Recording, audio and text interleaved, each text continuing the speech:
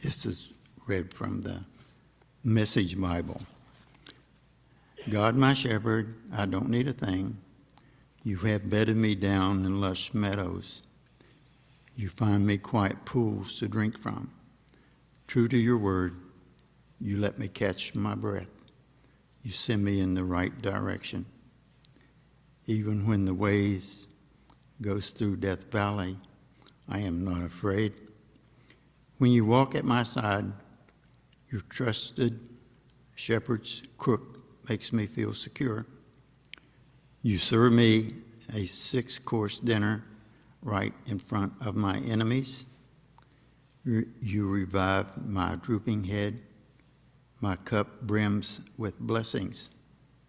Your beauty and love chase after me every day of my life. I'm back home in the house of God for the rest of my life. And how many of you know the 23rd Psalm by heart? Let's say it the way you know it. Okay? The Lord is my shepherd, I shall not want. He makes me to lie down in green pastures. He leads me beside the still waters. He restores my soul. He leads me in paths of righteousness for his name's sake. Yea, though I walk through the valley of the shadow of death, I will fear no evil, for you are with me. Your rod and your staff, they comfort me. You prepare a table before me in the presence of my enemies. You anoint my head with oil. My cup runneth over.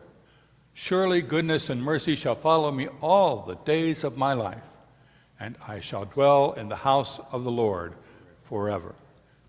Now, the New Testament lesson for today is from the Gospel of Matthew. And Jesus is talking and says, your eyes are windows into the body. If you open up your eyes in wonder and trust, your body fills up with light. If you live squinty-eyed in greed and distrust, I would add in fear and hatred, your body is a musty cellar. If you pull the blinds on your windows, what a dark life you will have. Now, this being the first Sunday in Lent, how many of you have thought or been asked, what have you given up for Lent? Anybody want to say what they gave up? Or I intend to give up? I could probably give up my daily 2 or 3 Hershey Kisses. That would be really hard. I could give up, I could give up eating fast food. Save me some money, maybe. But I think that asks the wrong questions. If we give up something, for what purpose is that? It doesn't begin to match the sacrifice of our Savior Jesus. I think this is a season to spend some extra time growing in our awareness of God and Jesus and the Spirit. To grow in spirit, or sometimes I like to say, to mature in our spirituality. The psalmist reminds us that God is present with all of us, cares for all of us in good times and in bad, and my cup, I like in this newer translation, brims with blessings. Or as we learned it in our youth, our cup overflows. The gospel says, open your eyes and trust the light, the Spirit of God, and see all of God and God's blessings. Sometimes it's not always easy to see God's blessings. In bad times, like we could argue now, and of course, I don't know, many people lost sight of blessings during the pandemic when our lives were thrown in great upheaval, where we felt like we were confined to home in prison, and where we couldn't do the things we'd normally do. And I don't know how many of you lost people to COVID, family, friends, quite a few. Yeah. So it was a sad time. We couldn't do funerals. I was in Arizona where I had pledged to serve a congregation for 13 weeks during their pastor's sabbatical a year before. And I started, and it was the second week of the pandemic. That was not a fun time being here. I am with a congregation who knew me a little bit, but not really well, and we had to find innovative ways to worship without being physically present with each other. But even now, many feel isolated. Many are still hungover or burned out from the pandemic, or worried about when the next pandemic may hit, or whether the lingering pandemic in the virus will affect us. But there are many challenges. Dwindling church attendance. Some churches have recovered from the pandemic and actually grown, but it's a challenge, and most have not. There are disasters, divisions, hate speech, threats, mass shootings, violence, war, lies, inequality, poverty, injustice, economic inequality and challenges. Have I depressed you yet? That impacts us individually, as a community, as a church, as a nation, and globally. Not only in difficult times, but even in good times, I feel we often lose focus on the presence and love of God and God's many blessings. How can I ask myself, and I love the questions, how can I or we wake up every day singing joy with the blessings of God?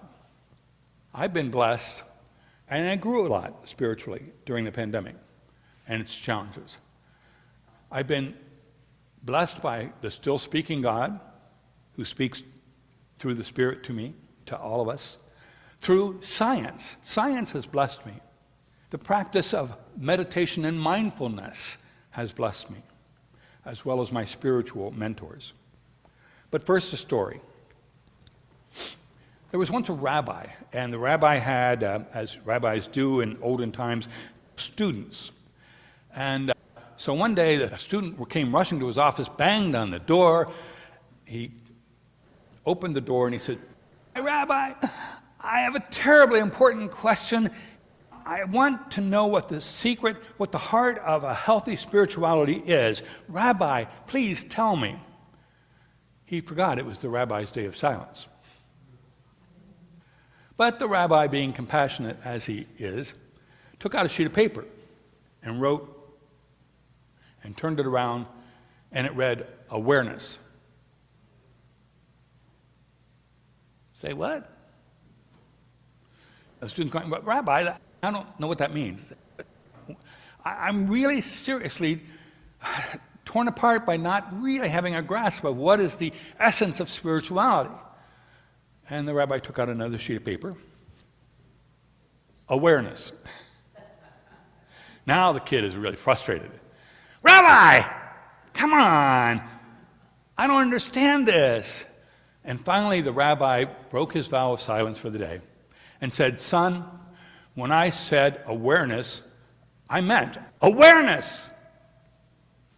I think the rabbi was right. Awareness that God is, that God cares, that God loves us unconditionally. Awareness that our cups run over or brims with blessings.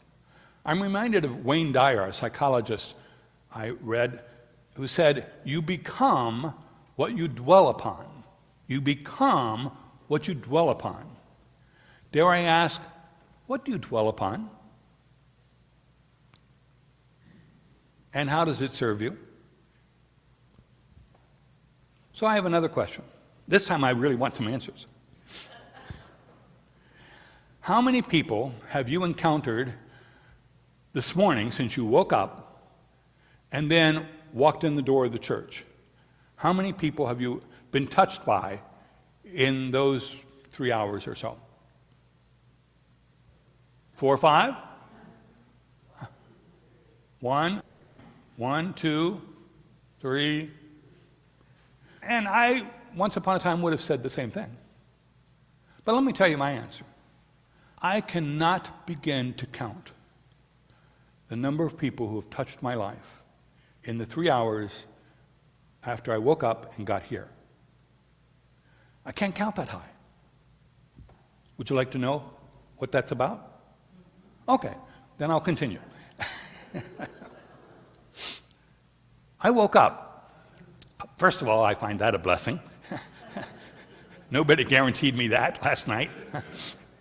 I always say that's a good start. And then I'm aware of my breath and my heartbeat.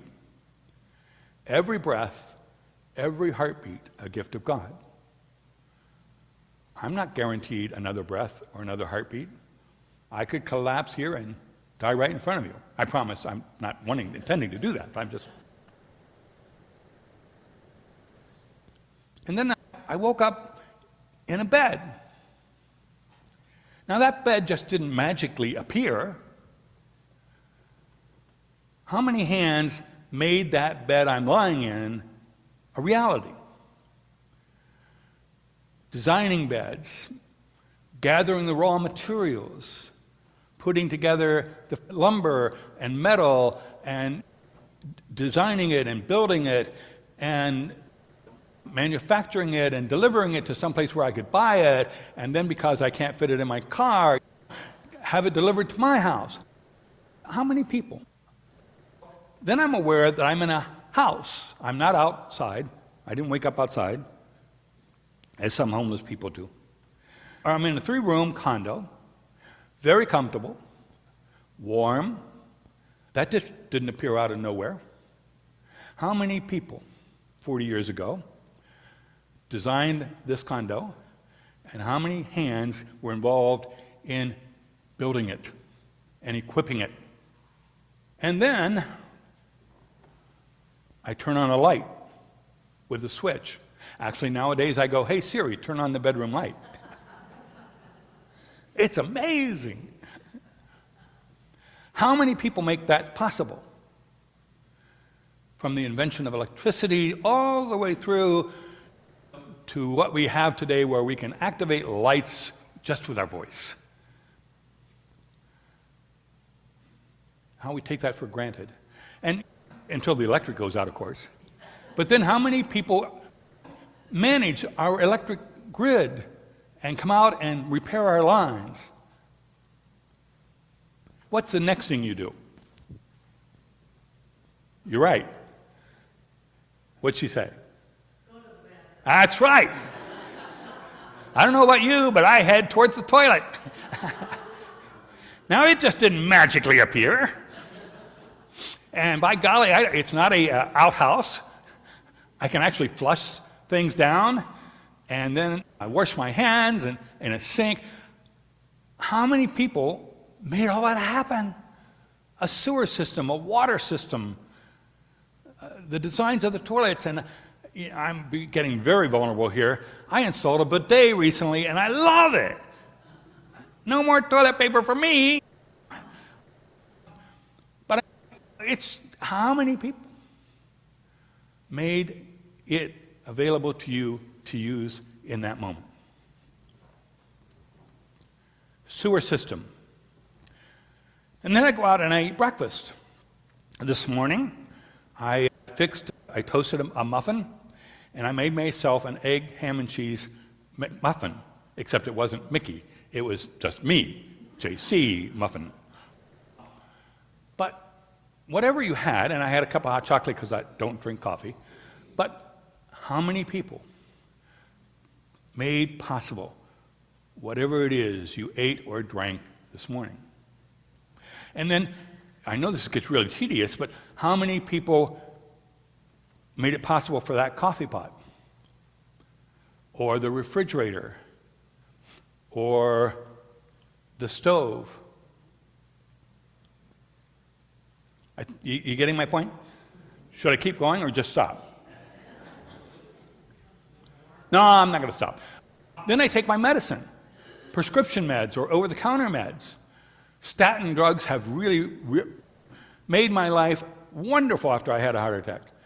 My cholesterol is down to almost nothing, and it's been a miracle drug for me. How many people made those pills, medicines, and of course the vaccines?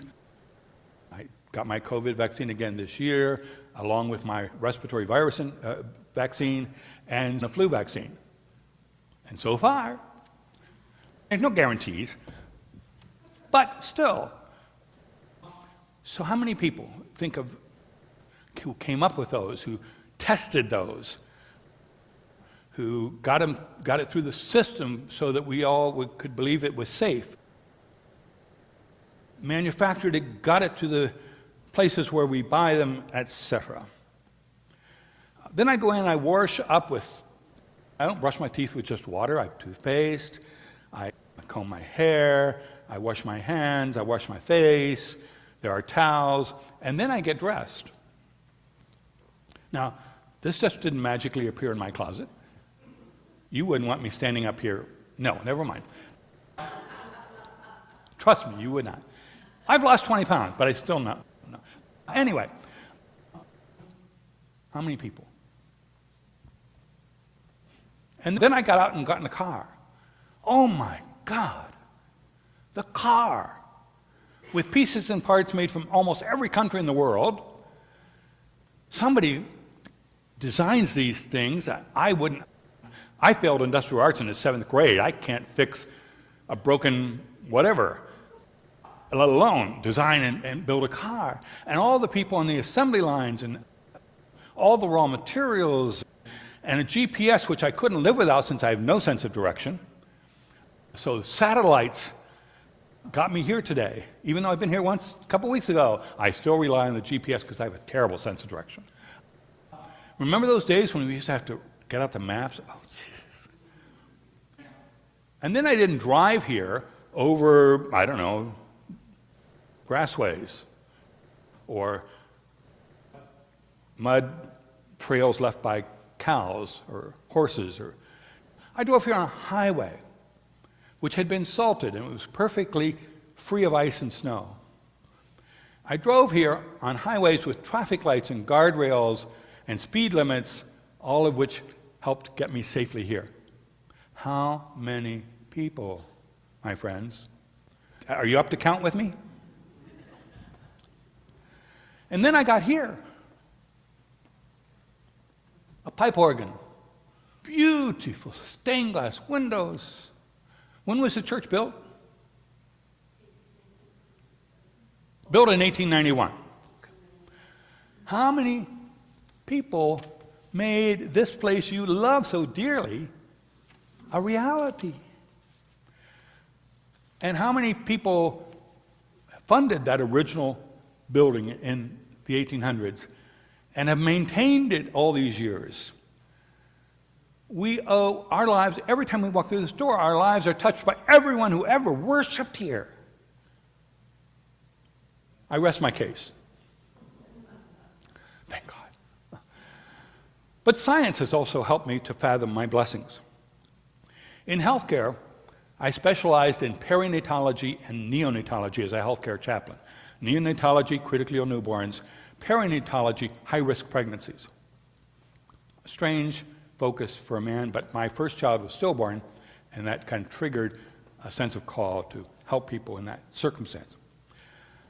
So I've had extensive experience with birth and death around birth at the beginning of life, and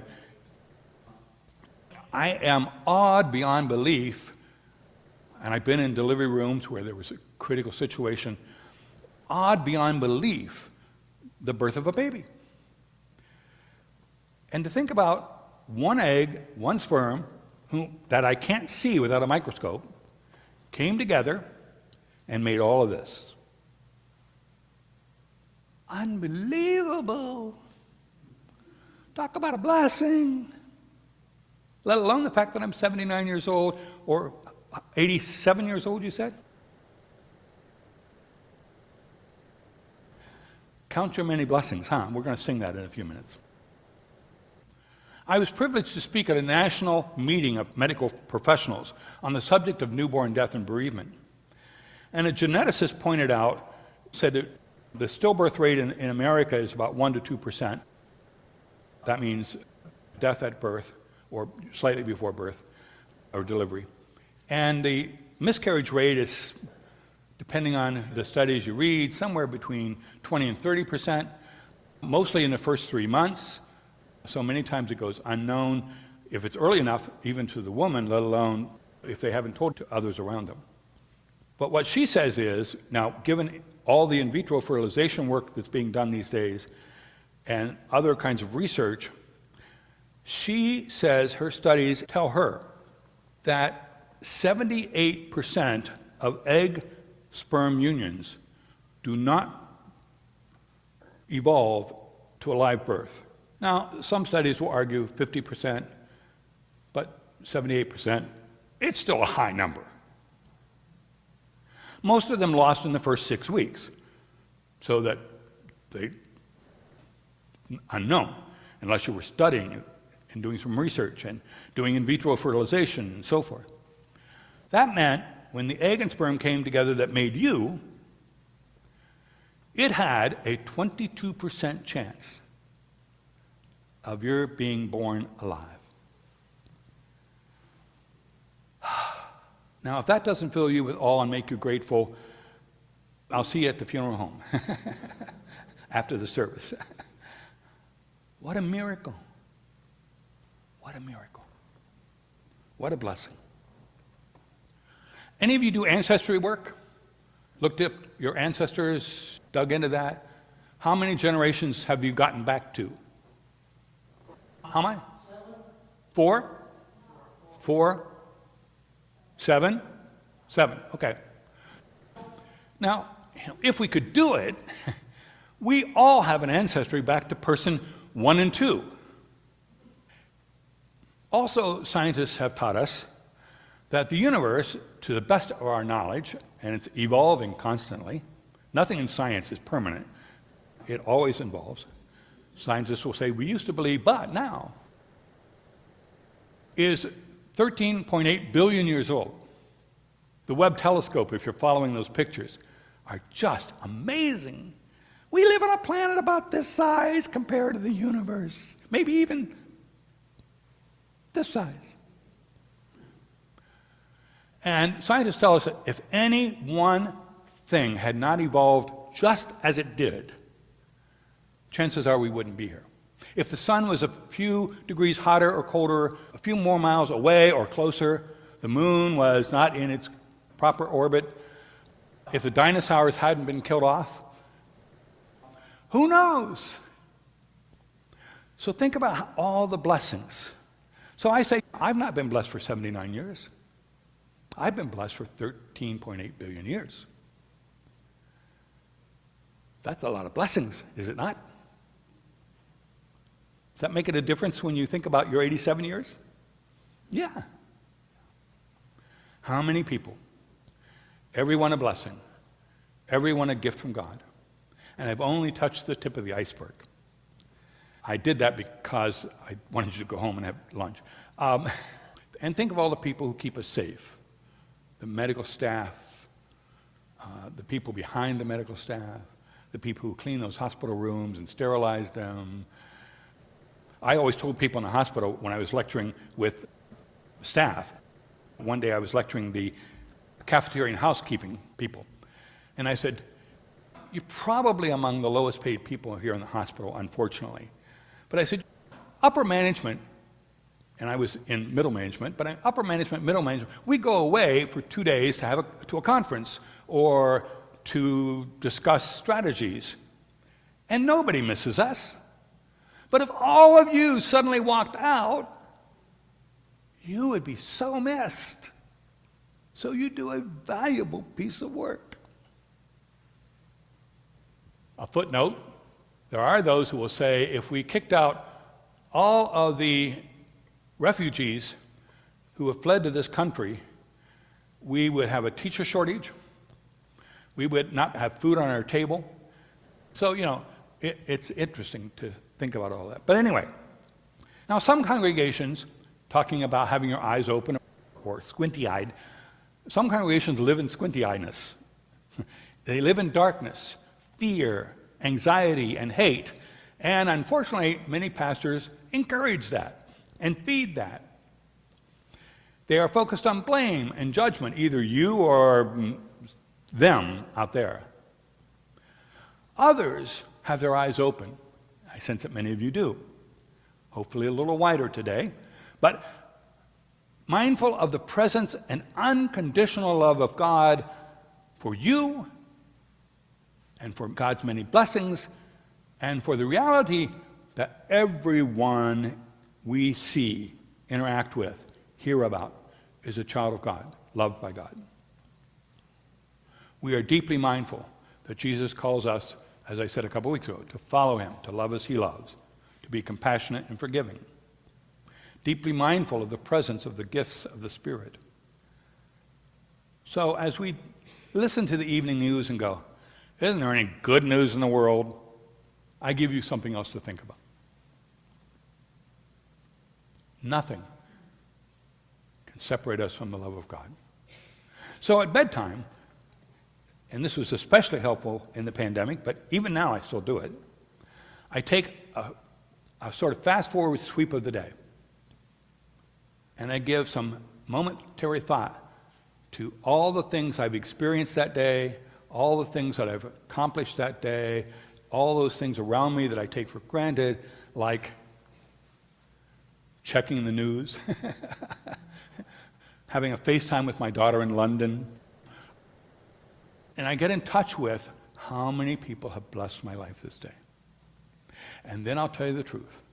I fall asleep very peacefully, and I don't wake up most nights.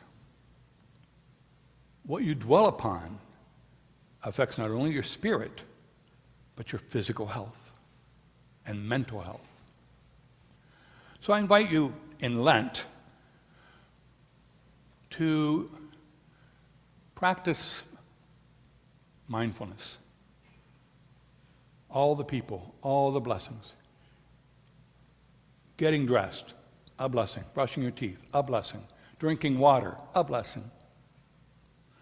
And indeed, you'll join the psalmist who says, my cup just brims over. Meister Eckhart, a 13th, 14th theologian, wrote, if the only prayer you ever say in your entire life is thank you, it will be enough. What do you dwell upon? And what will you dwell upon in the next 40 days of Lent? I urge you to give that some thought. A little tip that I found really meaningful for me and meaningful for others. When I go through a grocery checkout line, I really look for the name badge. And I go, John, thank you. Rachel, thank you. First of all, they don't get many thanks. Secondly, nobody calls them by their name. When I see the pharmacist for a pharmacist deck, I call them by name. When the waiter comes over and says, hi, I'm Joe, here to serve you today, I go, hi, Joe, I'm Jim, this is Charlie. Thank you for your service. Little things like that can brighten people's days in a way you cannot imagine. It says, I recognize you. I honor you as a gift to me. You think that would be more fruitful than just giving up candy or coffee or things like that? So the next time somebody asks you how many people have touched your life today or in the last few hours, I hope you have a different answer. Thank you. God bless you.